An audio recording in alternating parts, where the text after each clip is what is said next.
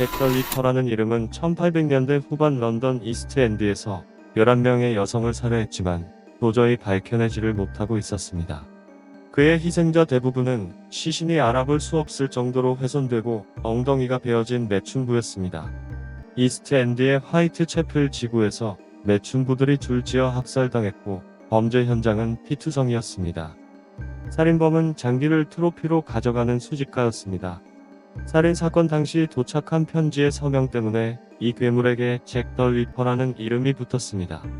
도시는 의심의 도가니에 빠졌고 공포에 질린 대규모 수사망이 수많은 용의자를 검거했지만 경찰은 범인을 잡지 못했습니다.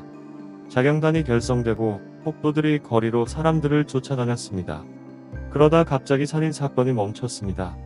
3년간의 수사에도 불구하고 경찰은 잭 더 리퍼의 진짜 정체를 밝혀내지 못했습니다.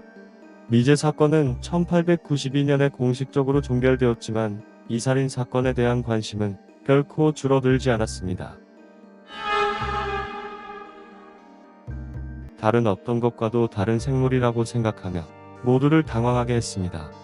수년에 걸쳐 목격담이 많았고 실제 장면의 사진과 비디오가 반복적으로 확인되어 바다뱀의 일종일 가능성이 확인되었습니다.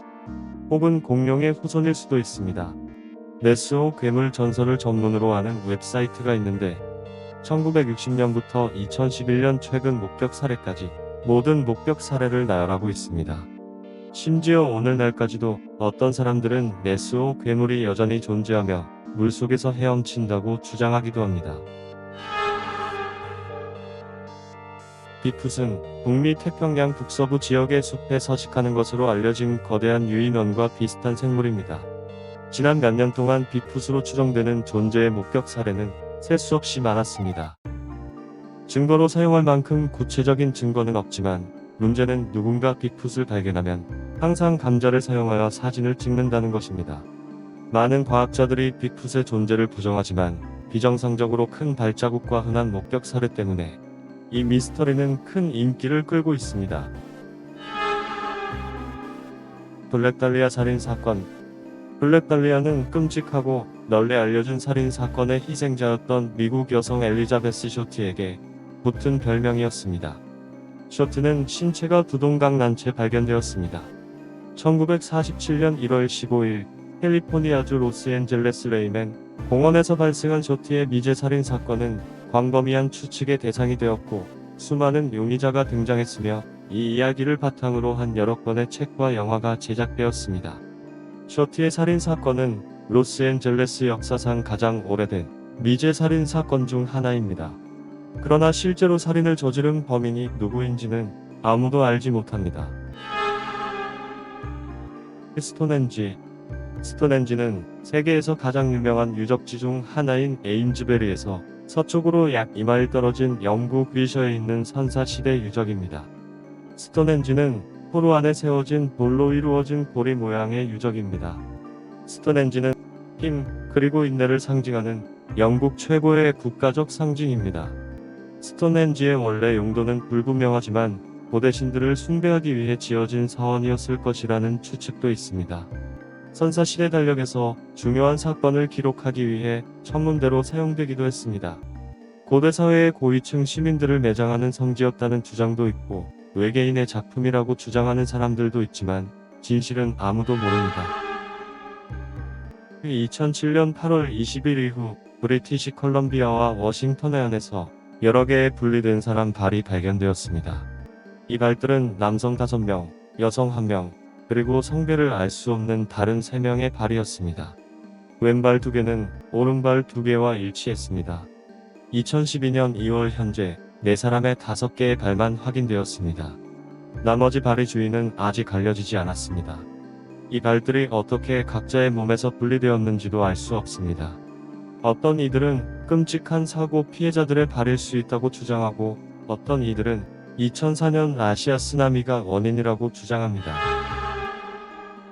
D.B. 쿠퍼는 오늘날까지도 그의 실명을 모르지만 1971년 11월 24일 미국 전역에서 자신을 칭하는 의문의 남자에 대한 이야기가 끊이지 않았습니다.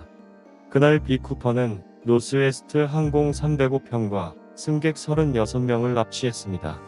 그는 서류 가방에 폭탄이 들어있다고 주장하며 비행기가 시애틀에 착륙한 후 관제탑의 뒷좌석에 있는 친구와 조율될 때까지 그곳에 머물러 주시기 바랍니다.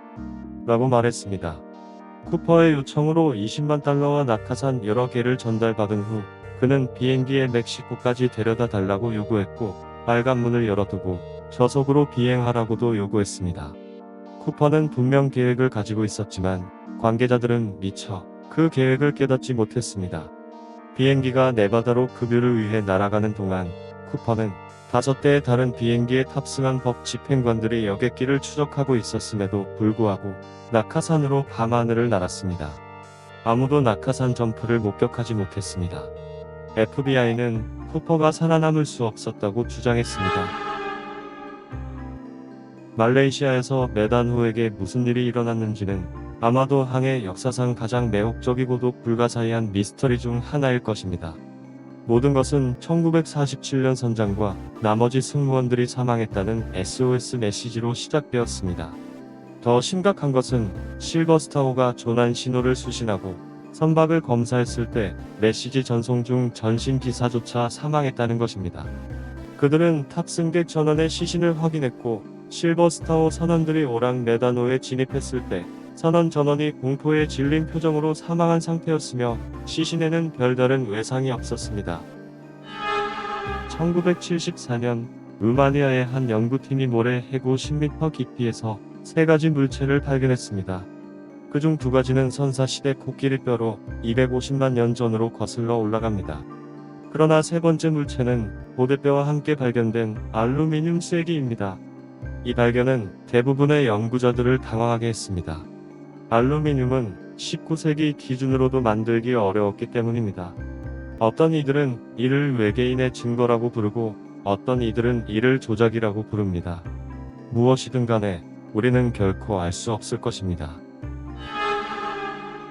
사람의 귀로는 거의 들을 수 없지만 약 10초 간격으로 반복되는 미세한 진동이 지구 전체에 퍼져 있으며 이 현상은 과학자들 사이에서 활발히 연구되고 있습니다. 험은 주로 뉴멕시코주 타워스, 영국 브리스톨, 스코틀랜드 레그스 같은 곳에서 들리는 저주파 험음입니다. 이 소음은 보통 실외보다 실내에서 더 크고 밤에 더 큽니다. 어떤 연구에 따르면 이 지역 인구의 약 2%가 험을 들을 수 있다고 하지만 왜 많은 사람들을 미치게 하고 사람들에게 큰 불안을 야기하는지 아무도 모릅니다. 영국에서 은퇴한 한 사람은 그것이 고문과 같았다고 말하며 때때로 밤에 비명을 지르고 싶다고 덧붙였습니다.